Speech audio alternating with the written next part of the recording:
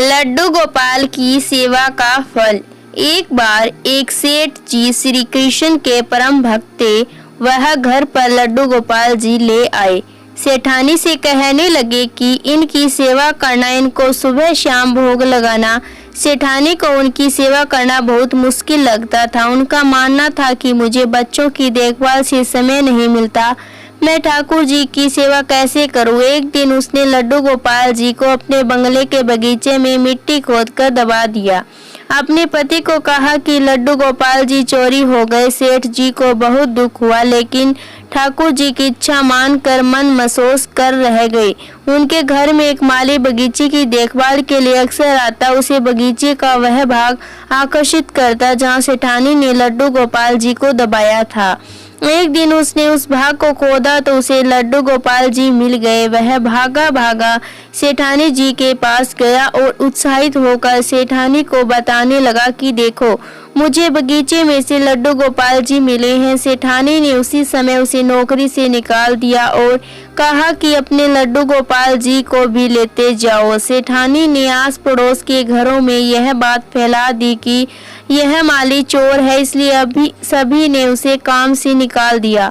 सेठानी के मन में था कि कहीं माली बगीचे में से ठाकुर जी मिलने की बात उसके पति को ना बता दे, इसलिए उसने यह सारा षड्यंत्र रचा। माली मायूस होकर घर चला गया और पत्नी को लड्डू गोपाल सौंप कर रोने लगा।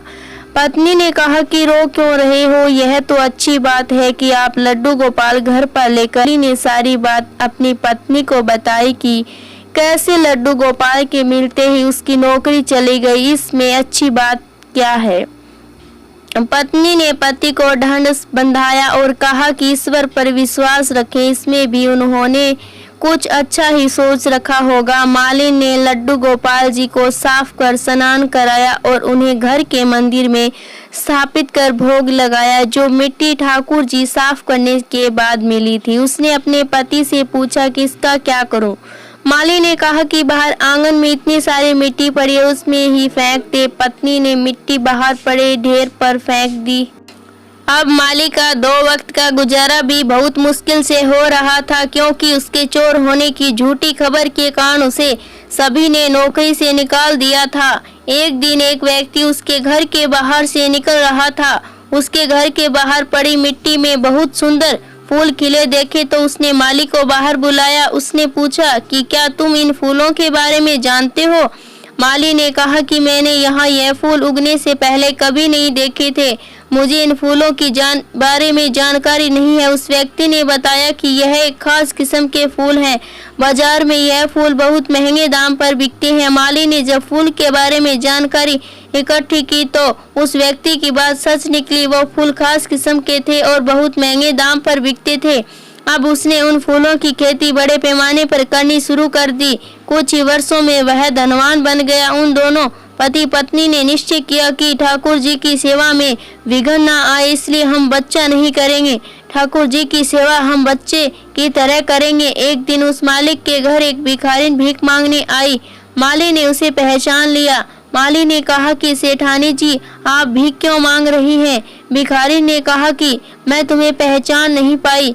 माली ने कहा कि मैं वही माली हूँ जिसे आपने चोरी का झूठा इल्जाम लगाकर नौकरी से निकाल दिया था।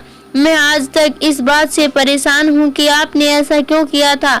तब सेठानी ने कहा कि मेरे पति की मृत्यु हो गई है और जिन बच्चों की देखभाल करने के लिए मैंने ठाकुर जी को मिट्टी में दबाया था, उन्होंने मुझे घर से निकाल दिया।